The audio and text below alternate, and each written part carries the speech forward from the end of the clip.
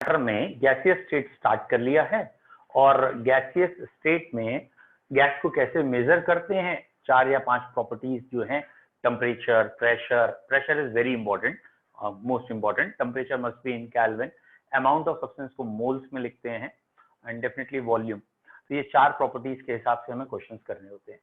Second thing जब आती है दैट इज गैस लॉज कौन कौन से हैं। तो गैसेस कुछ लॉज फॉलो करती हैं, जिसमें एक बॉयल्स लॉ था जिसके ग्राफ भी हमने देखे।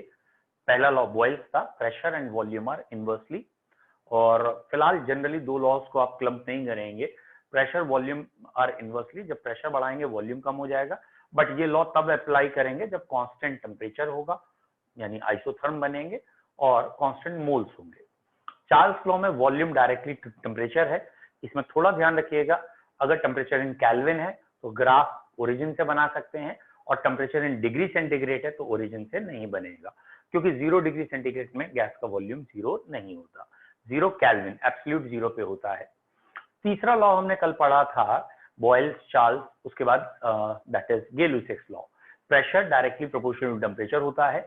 अगर इफ वॉल्यूम इज कांस्टेंट, अगर वॉल्यूम कांस्टेंट है तो जैसे जैसे आप टेम्परेचर बढ़ाएंगे वैसे वैसे प्रेशर बढ़ेगा, that is termed as Gay-Lussac's law. फिर चौथा लॉ आया Avogadro law. Basically Avogadro law ये कहता है, जिससे 2 पॉइंट्स प्रूव होते हैं। एक पॉइंट तो ये कि गैसेस के नेचर पे डिपेंड नहीं करता, नेचर मतलब वॉल्यूम एंड मोल्स, गैस कौन सी है, ऑक्सीजन है, नाइट्रोजन है, अमोनिया, इससे मतलब नहीं है। कोई भी गैस है, अगर टेम्परेचर प्रेशर फिक्स है तो गारंटेड उतने वॉल्यूम में उतने ही मोल्स आएंगे। यानी 5 लीटर में या 22.4 लीटर में 1 मोल आता है गैस का, तो अब वो गैस कोई भी है 22.4 लीटर में 1 ही मोल आएगा eight constant temperature and pressure, या एसटीपी जिसे हम जनरल लेते हैं। ओके, नाउ अब एवोगैड्रो लॉ को थोड़ा सा और एक्सप्लेन कर लेते हैं।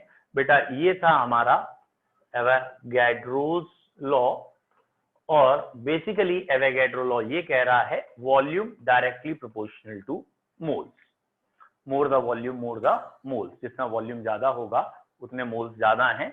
और इस समय प्रेशर एंड टेम्परेचर ये हमारे क्या हैं, कांस्टेंट है।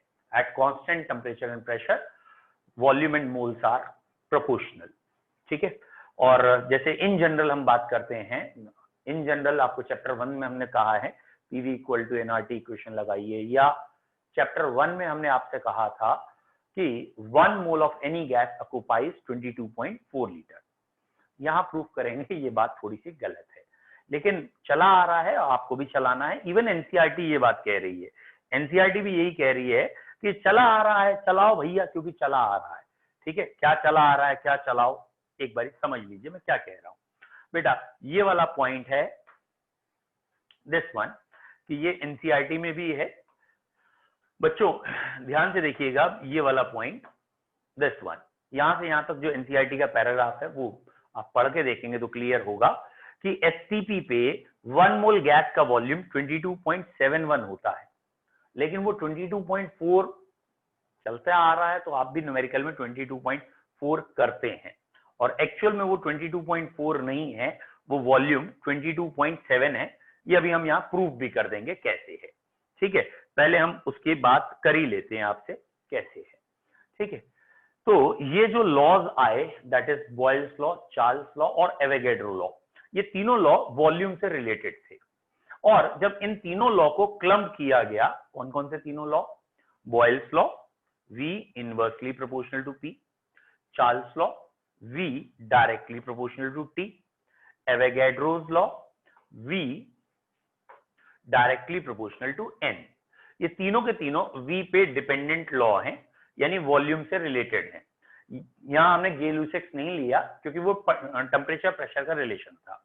और इन तीनों लॉ को अगर कंबाइन करें, क्लम्प करें, तो ये आ रहा है V directly proportional to n and T and inversely proportional to P। यहां से ये चीज हमें देखने को मिल रही है। और इस P को अगर इधर ले जाएं तो PV is directly proportional to N into T आ रहा है, ठीक है।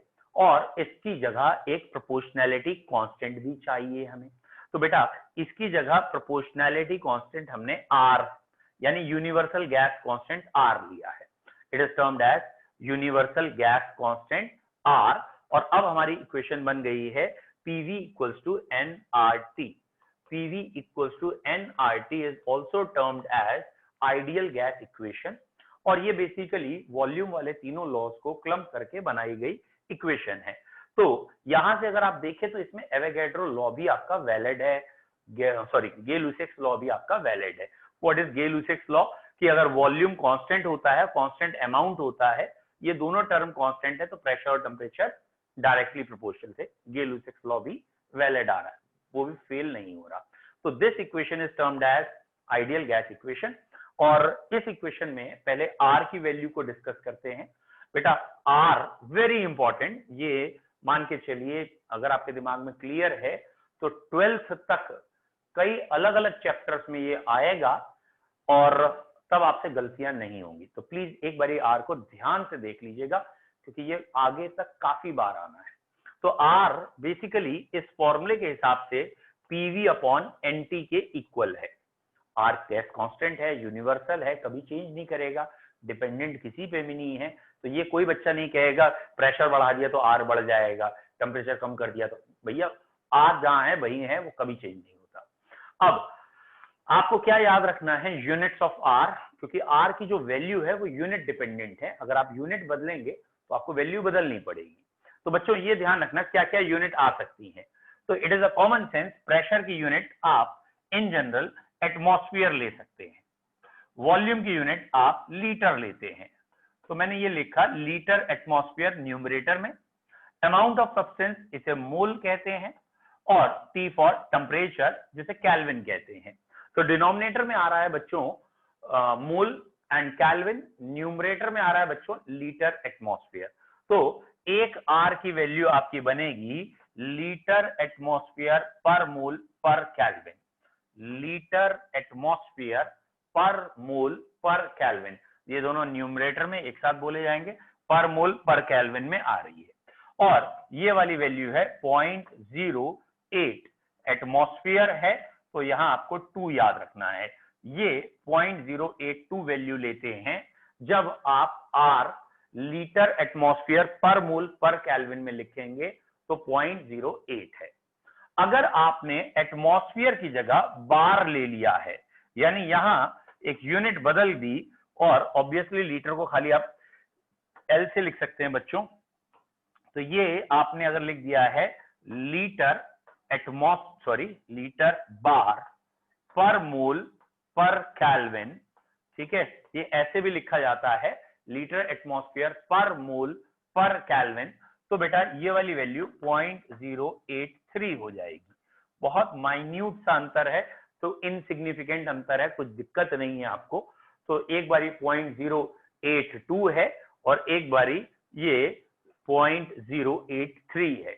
सिंपल है। जो बार वाली यूनिट है वो थोड़ी बड़ी है, स्लाइटली बड़ी है, बार महंगी पड़ रही है, एटमॉस्फेयर सस्ता पड़ रहा है। 0.082 है, कोरिलेट करके याद करोगे जल्दी रहेगा, और ये 0.083 है। तो ये दो वैल्यू आपको पहले तो याद करनी है।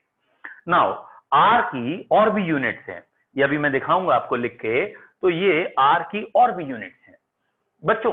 कॉमन सेंस है, आपको मालूम होगा, जैसे वर्क डन निकालना है, work done P delta V होता है। गैसियस स्टेट जब पढ़ाऊंगा तो आगे डिटेल थर्मोडायनेमिक्स में डिटेल करूंगा, और PV की जगह nRT वहां कहेंगे, लिख लो। तो वर्क का आंसर हमें वहां पे भी R चाहिए होगा। अगेन सोचो, प्रेशर लीटर एटमॉस्फेयर में, वॉल्यूम लीटर में है, तो आंसर में क्या करें कि ये वर्क का आंसर जूल में आ जाए या कैलोरी में आ जाए। तो एक कन्वर्जन आपको ध्यान रखना है, यही का है वो, क्या कि 1 लीटर एटमॉस्फेयर, बेटा मैं लीटर एटमॉस्फेयर में बात कर रहा हूं, 101.325 जूल होता है। ये जरा ध्यान रखिएगा, 1 लीटर एटमॉस्फेयर में 101.325 जूल होते हैं, इतने जूल। तो अब अगर मैं कहूं इस वैल्यू को जूल में चेंज करो, जूल पर मोल पर केल्विन में, तो ये जो लीटर एटमॉस्फेयर है इसकी जगह मुझे अगर जूल पर केल्विन लिखना है तो 101.325 से मल्टीप्लाई कर दूं। I hope so you are getting this. तो अगर मैं इसकी 100 से मल्टीप्लाई करता, कॉमन सेंस, अगर मैं 100 से मल्टीप्लाई करता तो ये 8.2 होता, और अगर मैंने 101 से मल्टीप्लाई कर दिया है तो जब आप करोगे तो 8.314 आ जाएगा, और आगे यूनिट बन जाएगी जूल पर मोल पर केल्विन। तो जब भी आपको क्वेश्चन में एनर्जी की यूनिट चाहिए लाइक कैलोरी और जूल, तो आप आर की ये वाली वैल्यू लेंगे। तो जरा ये ध्यान रखना, आई होप सो बच्चों आपको कंफ्यूजन ना हो, क्योंकि कई बच्चों को बहुत बड़ा कंफ्यूजन ये होता है आर 0.08 लें या 8.3 लें, क्यों याद भी नहीं होता। तो उसके पीछे है यूनिट। जब आपको आर की वैल्यू या न्यूमेरिकल फॉर्मूला देखिए, उस फॉर्मूले में आर की यूनिट्स आपको एटमॉस्फेयर या प्रेशर के टर्म्स में चाहिए, तो आपको आर की ये वाली वैल्यूज लेनी है, दैट इज 0.08। लेकिन अगर आपके न्यूमेरिकल में आर की जगह हमें एनर्जी चाहिए, एनर्जी को यूजुअली कैलोरीज और जूल में मेजर करते हैं, तो कैलोरी और जूल में आर की वैल्यू ऐसे निकालेंगे। बेटा जूल में है ये 8.314, और आई होप सो आपको पता है 1 कैलोरी इज 4.18 जूल, तो इसे 4.18 से जूल से डिवाइड करिए तो नियरली 2 कैलोरी पर मोल पर केल्विन आएगा। ये 1.98 आता है, ये 1.98 को नियरली 2 लिखते हैं। तो आर की बेसिकली 4 यूनिट्स हैं, इसे चारों को, मतलब अभी मैंने 4 लिखी हैं, आप और भी बना सकते हैं। इन चारों को थोड़ा सा ठीक से मेजर कर लीजिए, ध्यान कर लीजिए, और क्योंकि वैल्यू में 100 टाइम्स का अंतर है तो गलतियां बहुत जल्दी होती हैं कि कब 8.3 यूज करते हैं, कब 0.083 यूज करते हैं, ये नहीं समझ में आता। तो ये ध्यान रखिएगा, जब भी प्रेशर के टर्म्स में आर लेना है हमें, प्रेशर की यूनिट वहां है लीटर एटमॉस्फेयर वाली, तो 0.082 या 0.083 होता है। जब हमारे जूल के टर्म्स में है दैट इज जूल, और ये अभी आगे आएगा आप देखेंगे 8.3 है, and in some cases they want to you to put in R in calories, then it is 2 or 1.98 calorie।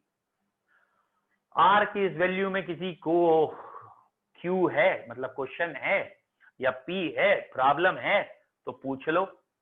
R की वैल्यू आपको क्लियर है, ये लिख भी लेना, it's very important. Very good, चलिए कई बच्चों को क्लियर है, very nice. Let me show you Avogadro law।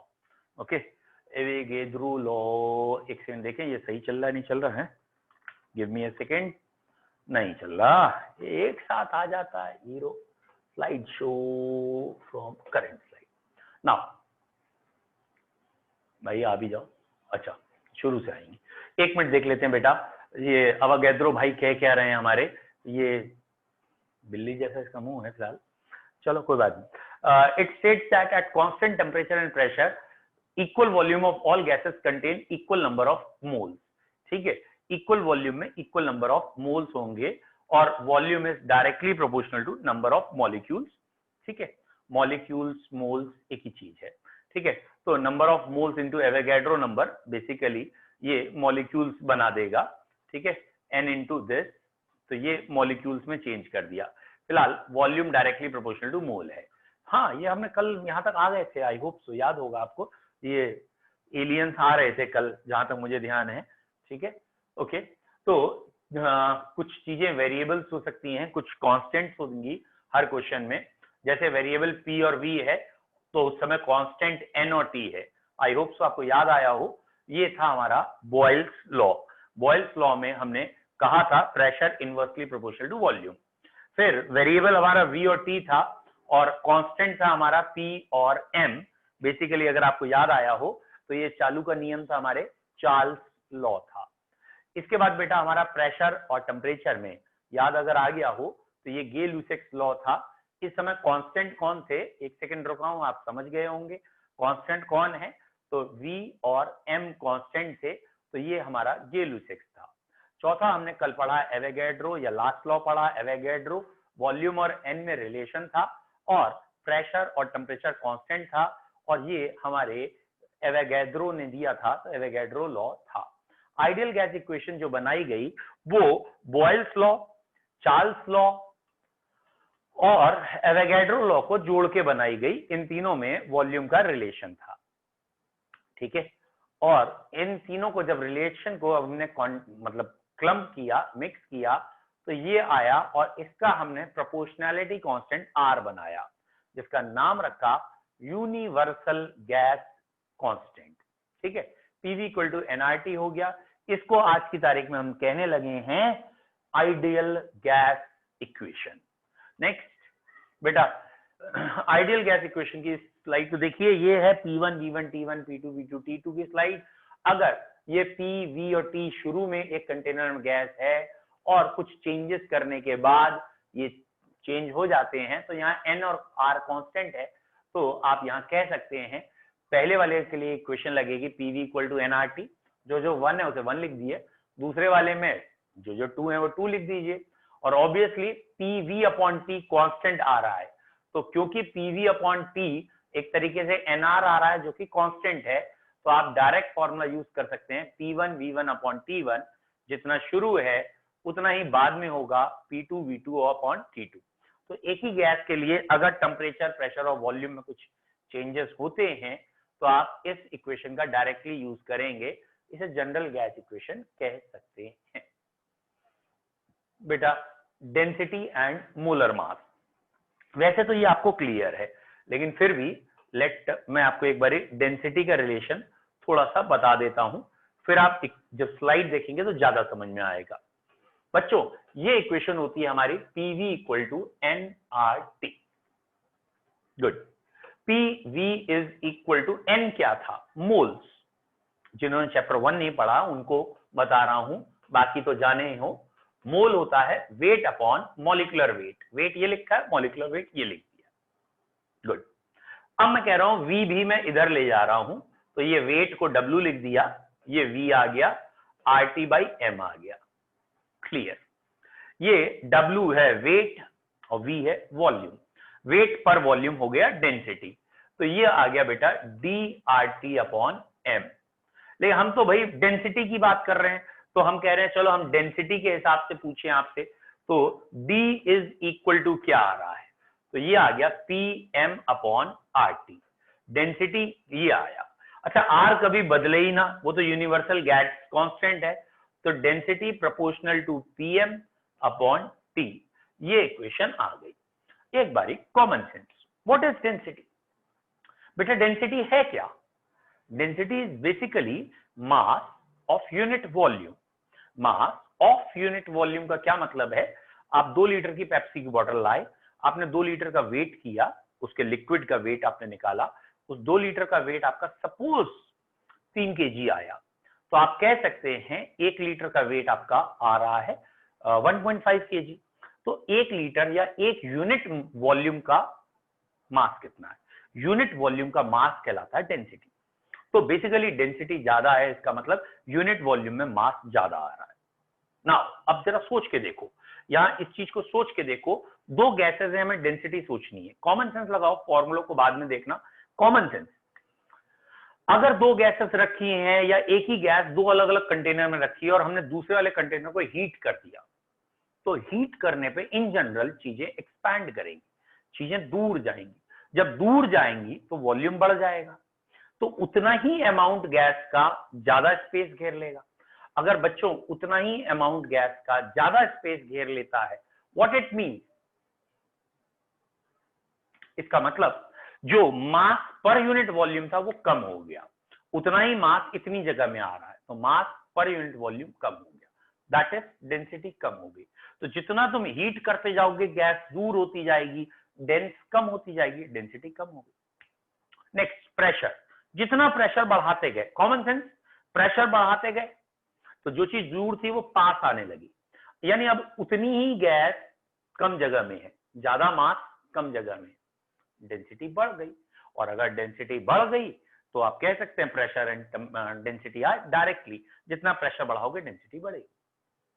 Third, अगर एक गैस हाइड्रोजन है तो इस डब्बे में हाइड्रोजन के 100 मोल्स है और इसी डब्बे में हाइड्रोजन की जगह ऑक्सीजन के 100 मोल होते, तो ऑब्वियसली अगर हाइड्रोजन की जगह ऑक्सीजन के 100 मोल्स होते तो वजन अलग होता, क्योंकि हाइड्रोजन का मॉलिक्यूलर वेट 2 है और ऑक्सीजन का मॉलिक्यूलर वेट 32 है। तो ऑक्सीजन का क्योंकि वेट ज्यादा है तो इसीलिए इस बॉक्स का वेट अब ज्यादा आएगा, यानी पर यूनिट वॉल्यूम का मास बढ़ गया। What it means, density depends on molar मास। अगर गैस हैवी हुई, गैस का पार्टिकल हैवी हुआ तो उसकी डेंसिटी ज्यादा होगी। तो डेंसिटी कितनी चीजों पे डिपेंड कर रही है? Density is depending on pressure, more the pressure more the density, depending on molar mass, more the molar mass more the density, depending on temperature. Temperature बढ़ाएंगे डेंसिटी कम। Now the other question, density के हिसाब से ही अगर हम कहें कि बताओ अगर हमने ऑक्सीजन गैस 2 लीटर लिया है और ऑक्सीजन गैस कोई 5 लीटर में लिया विच हैज मोर डेंसिटी, तो भैया जरा ध्यान रखना, अगर उतनी ही गैस को आपने एक्सपैंड कर दिया है तो बेसिकली प्रेशर कम हुआ, डेंसिटी कम हुई है। लेकिन एक ही गैस है, उसके 2 लीटर और 5 लीटर लिए तो डेंसिटी सेम रहेगी। व्हाट आई मीन टू से, अगर मैं आपसे कहूं 2 लीटर की पेप्सी की बोतल ले आओ, उसमें 100 ml अलग करके रख दो। अब 100 ml अलग है, 1900 ml अलग है, कौन सा ज्यादा मीठा है? Which has more density. भैया बराबर है, उसी का तो पार्ट कट करके रखा है। अगर उसी का पार्ट कट करके रखा है तो वॉल्यूम से कोई लेना देना नहीं है। अब इस चीज को एक बारी जल्दी से आप देखें, क्या आपको ये पूरी इक्वेशन क्लियर है? स्टार्टिंग से पीवी इक्वल टू एनआरटी था बेटा, एन की जगह लिखा हमने weight upon molecular weight, W upon M, और डब्ल्यू ही कर देते हैं डब्ल्यू टी की जगह, वेट अपॉन मॉलिक्यूलर वेट, और बच्चों वी को वहां से यहां लिया है तो P equals to W upon V R T upon M.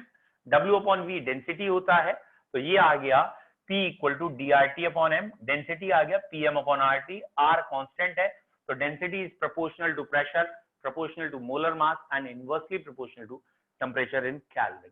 Density में किसी बच्चे को डाउट हो तो बोले, एनीवन हैविंग डाउट तो बोलो, नहीं डाउट है तो भी कुछ बोलो। Done, good, very nice. ठीक है, डेंसिटी को अब स्लाइड से भी देख लेते हैं। बेटा देखिए, ये है स्लाइड शो में, हाँ बेटा थैंक यू। ठीक है, नंबर ऑफ मोल्स क्या है? Mass upon molar mass, W upon M. ठीक है, कोई डाउट होना नहीं चाहिए। For an ideal gas equation PV equal to nRT, n की जगह डब्ल्यू अपॉन एम, ये इक्वेशन 1 आ गई, और अब मैंने एम को अलग कर दिया है और यहाँ वी नीचे ले आए हैं, तो ये D R T upon M आ गई इक्वेशन 2, और डेंसिटी क्योंकि मास अपॉन वॉल्यूम होती है तो यहाँ डायरेक्ट आ गया। ओके, एक सेकेंड बेटा, यहाँ डेंसिटी का ये इक्वेशन आ गया, इसके आगे आना चाहिए D is equal to P M upon R T. ये क्लियर है। नाउ ये क्वेश्चन अब आपके लिए है। पहला क्वेश्चन, आपको ऑप्शन बताने हैं, आंसर बताना है। At constant temperature and pressure equal volume of all gases contain equal number of molecule. भैया ये का है, बॉयल कहे, चाल कहे, या एवोगैड्रो कहे, या कोई ना कहे, ऑप्शन बताइए। डेफिनेटली सही हैं आप लोग, बहुत बढ़िया बेटा, सारे बच्चे सही हैं, आंसर सी है। और एक बच्चे ने हैंड रेस किया है, उसका नाम पता नहीं क्या था क्योंकि हट गया है। हाँ निखिल, निखिल बेटा पूछिए जल्दी से, क्या पूछना चाह रहे हैं? सर वो गलती से हो गया था, सॉरी सर। कोई बात नहीं, इट्स ओके, चैट कर रहा था उससे हो गया। Okay okay, getting my point. Gas constant की यूनिट के बारे में हमने डिस्कस किया था। हाँ, अब इसमें एक लाइन गलत है, तो बच्चों अब देखते हैं कौन बच्चा उसे पकड़ पाएगा। कहाँ इसमें, अभी मैंने आपको गैस कांस्टेंट पढ़ाए हैं, तो कहाँ थोड़ी सी कंट्रोवर्सी आएगी मेरी थ्योरी और स्लाइड में, वो आप देख के बताएंगे। ये रहा पीवी इक्वल टू एनआरटी, और R equal to PV upon nT आया है, तो आई होप सो क्लियर है। आर की value pressure into volume upon moles into temperature, मतलब हमें यूनिट्स के बारे में सोचना है। प्रेशर बेसिकली न्यूटन पर मीटर स्क्वायर होता है, लेकिन हम यहाँ प्रेशर की एक जनरल यूनिट ले सकते हैं। ठीक है, ये आ गया यूनिट्स के लिए। ठीक है, तो अगर हम डायमेंशंस और वैसे सोचे तो ये फोर्स इंटू लेंथ बचा है। होपफुली आपको समझ में आ गया जो मैं कहना चाह रहा हूँ, कि वहां फोर्स पर यूनिट एरिया और वॉल्यूम लेंथ क्यूब होती है, तो force into length upon moles into temperature भी कह सकते हैं। तो आर को फोर्स इनटू लेंथ जब कहते हैं तो वो वर्क या एनर्जी हो जाता है, तो वर्क अपॉन मोल। भाई आपको याद ही होगा ना, फोर्स डॉट समथिंग डिस्प्लेसमेंट है ना, ऐसे ही है ना, work is force into displacement, वहीं से आया है।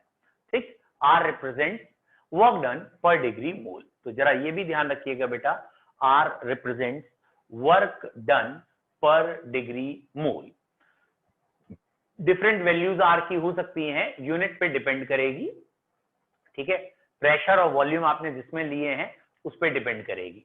अगर प्रेशर आपका एटमॉस्फेयर में है, वॉल्यूम आपका लीटर में है, एंड ऑब्वियसली बेटा आपको यूनिट्स मालूम ही है, पर मोल पर केल्विन में ही बोलना है आपको उसे। तो इसकी वैल्यू जब आप एससीपी पे लेंगे तो बेटा ये आपको याद रखना है 0.0821 आएगा पीवी इक्वल टू एनआरटी में पुट करने के बाद। बेटा श्रेया बोलिए क्या पूछ रहे हैं आप? बेटा आपकी आवाज कट गई बच्चे, बेटा आई नहीं आवाज। आप थोड़ा सा माइक के पास या मोबाइल के पास से बोलिए, स्पीकर के। सर अभी पीछे था आर रिप्रेजेंट पर डिग्री पर मोल, तो सर पर डिग्री क्या हुआ? मतलब टेम्परेचर डिवाइड में 1 डिग्री, पर का मतलब होता है पर यूनिट यानी 1 डिग्री, डिवाइड में टेम्परेचर है ना।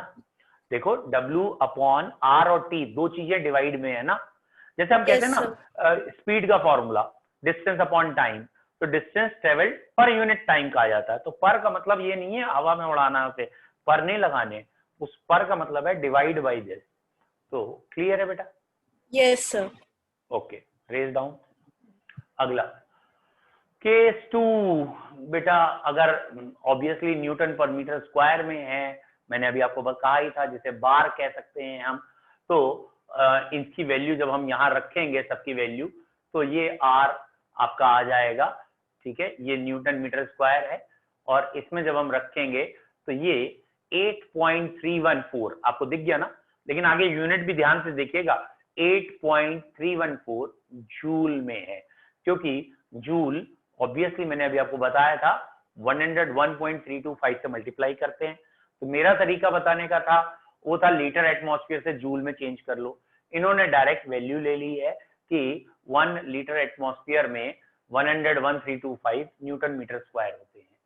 केस 3, अब आपको याद आ गया होगा, जो एनसीईआरटी की वैल्यू है ये वो है 22.7 होना चाहिए, 22.4 नहीं, हम 22.4 लेते हैं, but more correct is 22.7। Subconscious mind में रखिएगा कि एग्जाम में, स्पेशली कंपटीशन एग्जाम में, ये टीचर्स पूछते हैं या जब भी तंग करना होता है तब, कि 22.4 सही है या 22.7। तो याद रखिएगा एक्चुअली में 22.7 इज मोर करेक्ट ओवर 22.4। और यहाँ पे जब आप ये वाली वैल्यू रखेंगे तो 0.083 आएगा। आपको यहाँ दिख ही रहा है, हमने 0.083 ही बताया था जब आप लीटर बार पर मोल पर केल्विन लेते हैं। And the last one, by chance CGS unit यानी अर्ग में चेंज करना हो तो क्या करेंगे? तो प्रेशर को हम सेंटीमीटर में अगर लेना चाह रहे हैं तो प्रेशर 76 सेंटीमीटर होता है, मरकरी की डेंसिटी 13.6। आपको एक प्रेशर का फॉर्मूला पता होगा, H रो G वाला फॉर्मूला। ठीक है, तो ये प्रेशर का फॉर्मूला हमने पुटअप किया, 1 atmosphere is equal to this into this into this, और ये वाली वैल्यू आ जाती है 101.3250 ग्राम पर सेंटीमीटर पर सेकंड स्क्वायर। समझ में आ रहा है तो ये अच्छा है, नहीं तो ये सीजीएस यूनिट है, इसमें इतना ज्यादा आप टेंशन मत लीजिए, ये डाइंस में चेंज हो गया। जब सारी वैल्यू हम इसमें रखेंगे तो खाली जूल की जगह, आई होप सो सारे बच्चे जानते हैं, अर्ग में रखने के लिए 10 की पावर 7 से मल्टीप्लाई होता है, और उसके बाद अगर इन्हें कैलोरी में या किसी और में चेंज करना है तो चेंज करिए। ये मैंने आपको बता ही दिया है 1.987, जो कि नियरली इक्वल टू 2 के रख सकते हैं। आई होप सो ये सारी वैल्यूज आपको क्लियर हैं। ठीक है, इसमें एक खाली में 62.3 नहीं पढ़ाई, बाकी मैंने आपको सारी वैल्यूज पढ़ाई हैं। लीटर एटमॉस्फेयर 0.082 है, लीटर बार 0.083 है, और 8.314 जूल में है।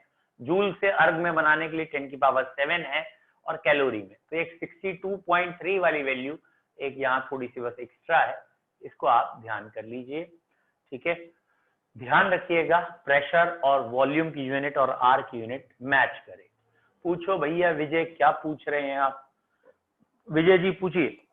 वॉल्यूम एमएल में जरूरत पड़ेगी क्या? क्या है में सर एमएल में? क्यों नहीं, एमएम ऑफ एचजी बताया तो था अभी, जैसे सीएम ऑफ एचजी था है। सर एमएल वॉल्यूम की एमएल मिलीलीटर, एम है मिलीमीटर, यही तो कह रहे हैं आप। सर ये ये तो लीटर अलग है, ये एमएम लिखा है आगे, तो एमएल कहां से? अगर एमएल में चेंज करोगे तो वैसे ही 1000 से और डिवाइड कर लीजिए, मल्टीप्लाई कर लीजिएगा सॉरी, क्योंकि ये लीटर है ना, ये तो बड़ी वैल्यू है, छोटी यूनिट बनाएंगे तो 1000 टाइम्स बढ़ा देंगे उसे, ऑब्वियसली चेंज कर सकते हैं। सही कह रहे हो आप, एग्जामिनर का कुछ नहीं पता, वो जब भी ट्रिकी क्वेश्चन बनाता है तो कुछ ना कुछ चेंज करके ही देता है। ठीक है, कोई दिक्कत नहीं। एमसीक्यू पे आते हैं बेटा, write the correct value of R. बताओ भैया, 4 ऑप्शन दिए हैं, चारों सही हैं, 3 सही हैं, 2 सही हैं, 1 सही है, कोई सही नहीं। फास्ट,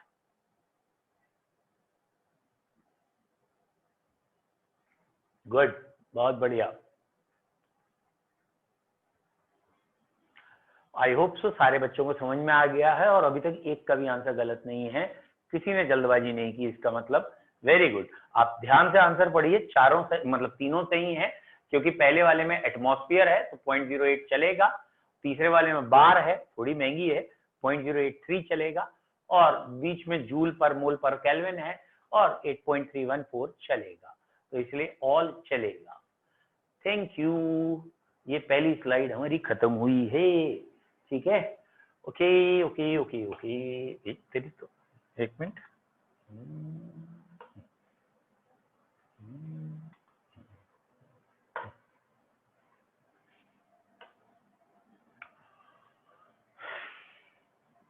बेटा एक सेकेंड है, अब आप खोल जा, नाटक कर रही हो।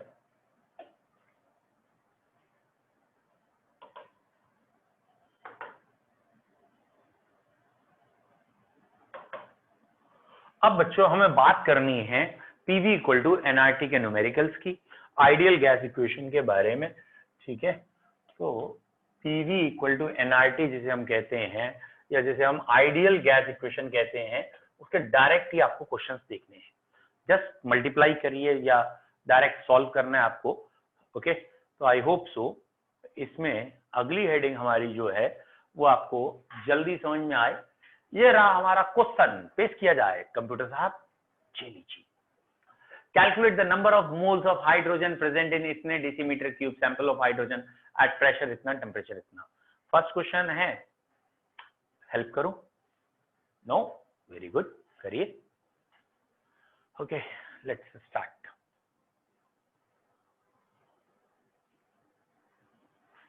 चलिए बच्चों स्टार्ट करिए। ओके, और कल हमारा फर्स्ट 15 है, कल से हम ऑफलाइन क्लासेस शुरू कर रहे हैं। एक दिन अभी रुक जाइए आप लोग, कल से मैंने 12th को बुलाया है और 11th का मैं परसों से देखता हूँ, पहले कल क्या एटमॉस्फेयर रहता है, कोई गवर्नमेंट का या और किसी चीज का, एडमिनिस्ट्रेशन का कोई और रूलिंग या कुछ और ना आए, तो एक दिन हम और अभी इसी क्लास को एज इट इज सस्टेन करेंगे। फिर हम परसों से आप लोगों के लिए भी टाइमिंग निकालेंगे और टाइम एंड प्लेस एवरीथिंग आपको क्लियर करेंगे। फिलहाल अभी हमारी इच्छा ये है ऑनलाइन भी कंटिन्यू रहेंगी, लेकिन एक एक से फोन करने में बड़ा मुश्किल पड़ रहा था, तो आप लोगों से बैच में ही पूछ लेंगे हम कि ऑनलाइन ऑफलाइन किस में आप ज्यादा कंफर्टेबल हैं। एक बच्चे ने आंसर दे दिया है और ऑब्वियसली सही आंसर दिया है, वेरी नाइस बेटा गुंजन, आपका आंसर सही भी है। वॉल्यूम गिवन है 0.5, प्रेशर गिवन है 101.325। बस इसमें कई बार बच्चे एक गलती कर देते हैं कि ये किलो पास्कल प्रेशर है, तो ये थोड़ा सा यूनिट्स आपकी जो गलत हो रही हैं वो इसकी वजह से। टेम्परेचर डिग्री सेंटीग्रेड में कभी मत लीजिएगा, केल्विन में लीजिएगा। ये बेसिकली लीटर है, तो आप यूनिट थोड़ी सी बस सही रखिएगा। बेटा आपको ये चीजें गिवन है, आइडियल गैस आप निकाल सकते हैं, मोल्स निकालने हैं, तो पीवी इक्वल टू एनआरटी रखना है। तो ये वाली वैल्यू आप रख सकते हैं और ये वाली आपका आंसर आ जाएगा। ठीक है, 0.2 मोल्स।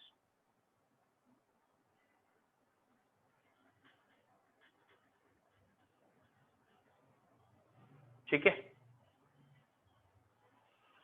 आपको अगर समझ में आया हो, ये 101.325 किलो पास्कल है, जिसकी वजह से मैंने रिवाइंड करके आपको दिखाया है। ठीक है, ये वैल्यू जब आप पुटअप करेंगे तो इसमें रख के निकालेंगे।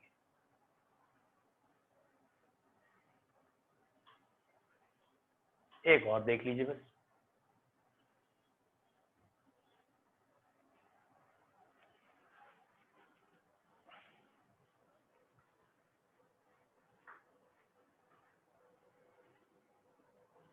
Calculate the volume in liter occupied by इतने gram of ammonia at STP। ठीक है, अब यहाँ बेसिकली STP क्या रखेंगे, ये आपको थोड़ा सोचना है।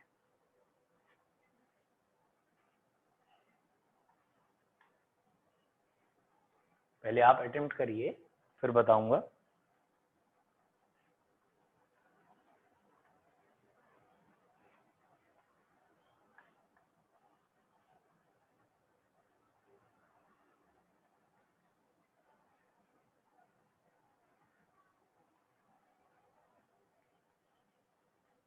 चलिए देखिए बेटा, सबसे पहली चीज STP में टेम्परेचर हमेशा 273 रखेंगे।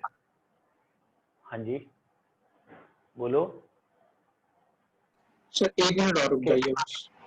ओके, एक बच्चे ने आंसर दे दिया है 9.75। बेटा गुंजन एक सेकेंड, अभी चेक कर लेते हैं, बाकी आंसर आपका सही है।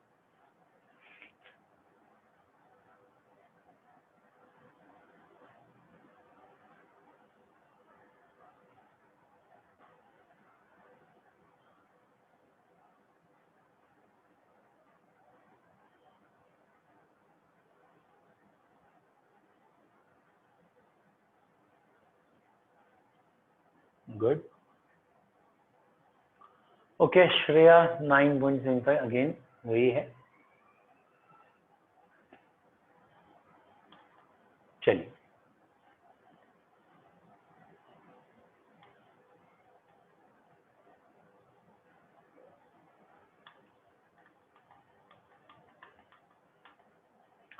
सबसे पहले मोल्स निकालनी है। Moles of volume directly proportional होते हैं। पीवी इक्वल टू एनआरटी में प्लेस करना है। ये चार वैल्यूज आपके पास हैं और यहाँ से आपको पांचवी वैल्यू वी निकालना है। तो पी वी सॉरी ये सारी वैल्यू पुटअप करिए। बिल्कुल सही आंसर है आप लोगों का 9.69, 9.7। बिना कैलकुलेटर के आप अगर यहाँ तक ले गए हैं, वेरी गुड, वेरी नाइस। ठीक है, एनी डाउट?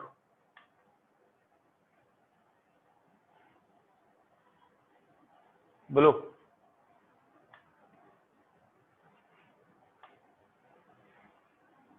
गुड, ये वाला क्वेश्चन देखिए और इसके बाद जो शीट के आपको क्वेश्चन दिए हैं उस शीट को भी खोलिएगा और बॉयल्स लॉ, चार्ल्स लॉ और एवोगैड्रो लॉ के अलग अलग क्वेश्चंस भी वहां गिवन है। Try to solve that also.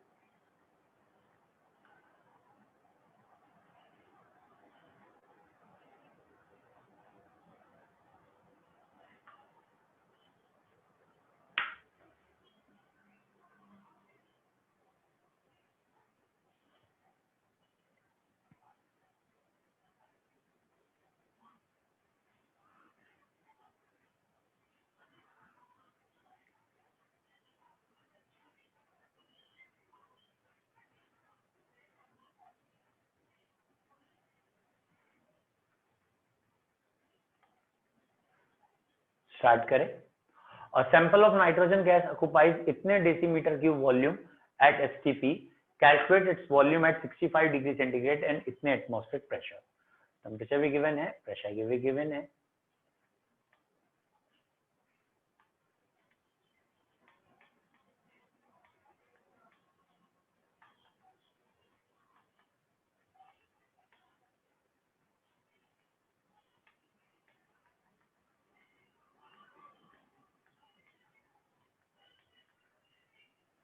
I hope सो आपको ये क्लियर है। और ये सारी वैल्यूज जब आप रख देंगे कैलकुलेटर से, अगर आप सॉल्व कर रहे हैं तो आपका आंसर भी आ गया होगा। बेटा आपका आंसर 15 है, बुक का आंसर 0.78 है। ठीक है बेटा, कौन सा वॉल्यूम आपको नहीं समझ में आ रहा? वॉल्यूम तो निकालना ही है, एक वॉल्यूम आपको गिवन है। सर हाँ बोलो। सर इसमें जो सेकंड वाला केस था उसमें उन्होंने टेम्परेचर 25 डिग्री सेल्सियस दिया हुआ था, सॉरी 65 डिग्री सेल्सियस। तो सर ठीक है, वाला फॉर्मूला क्यों लगाया? यूज क्यों नहीं करे? किया तो है, ध्यान से देखो। 65 डिग्री सेंटीग्रेड को केल्विन में चेंज करेंगे, 338 केल्विन बन जाएगा। सर मैं कह रहा हूँ उन्होंने डायरेक्ट मोल्स क्यों नहीं यूज करे? कौन से मोल? सर नाइट्रोजन गैस है तो सर गलत हो गया। मुझे समझ में नहीं आ रही आपकी बात। आप पता नहीं क्या कह रहे हैं, मोल्स यूज नहीं किए। पी, वी और टी, ये तीन चीजों का क्वेश्चन है, तो P1 V1 ठीक है। ओके चलिए ठीक है बच्चों, यहाँ तक रखते हैं आज। This is ideal gas equation. कल आप इसके क्वेश्चंस भी करके दिखाइए। ठीक है, वी विल मीट। और ऑफलाइन क्लासेस के लिए आप लोगों के लिए एक आध दिन में अनाउंस कल करेंगे। ओके चलिए बच्चों, have a nice time. Very good evening बेटा। Good evening sir. Good evening. Very good evening. Thank you sir. नमस्ते। नमस्ते बच्चों।